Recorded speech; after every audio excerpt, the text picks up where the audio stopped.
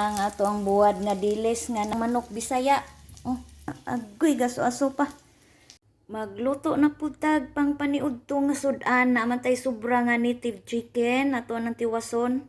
Butangan ko nun ako ni og pitsa. Tapos doon na ta dire West Bombay nga nahiwa-hiwa na og syempre ang atong sangig nga di jud na mawala kada luto og ang tanglad. Ubay jud tag tanglad diri na pita. So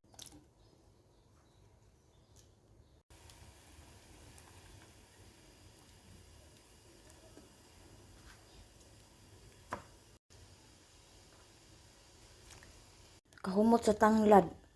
Hapit na ni malata.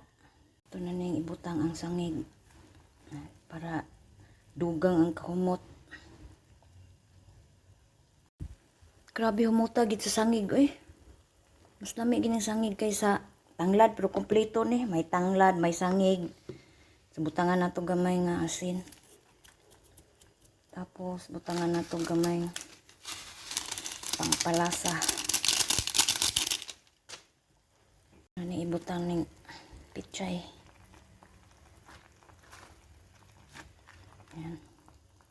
Ito sa ning isagol ning gamay kayong kamuti tops. Humot kaayo kaning sangig lami jud ning sangig ba. Karon ato ning tilawan. Sana ni siya. Lami agid Sakto kay timpla niya. Lasa kaayo ang sangig. So karon naluto naman ni siya ang akong lutoon. Luto na sa kog dilis nga bulad. Ayan na, naluto na ang atong native nga manok nga atong gilatan. Gibutangan lag pichay. Gibutangan nato og tanglad. Narang tanglad sa ilawom nara. O gibutangan sa nato kani sangig. Piti kahumot. Lami na kayong higopon ang sabaw ani. Tambal na siya ang sangig sa mga high blood ug ang tanglad.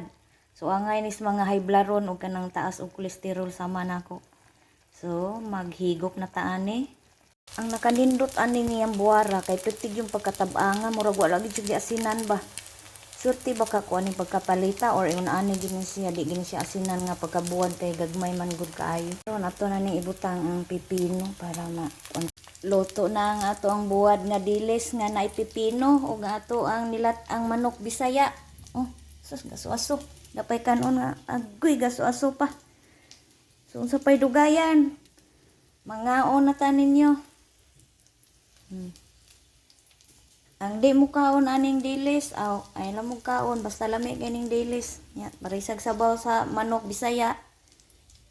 Ya, sabuan dahil mo aning init pud kay kanon, basta lamia. Oy, so ginang mangaon na ta ninyo.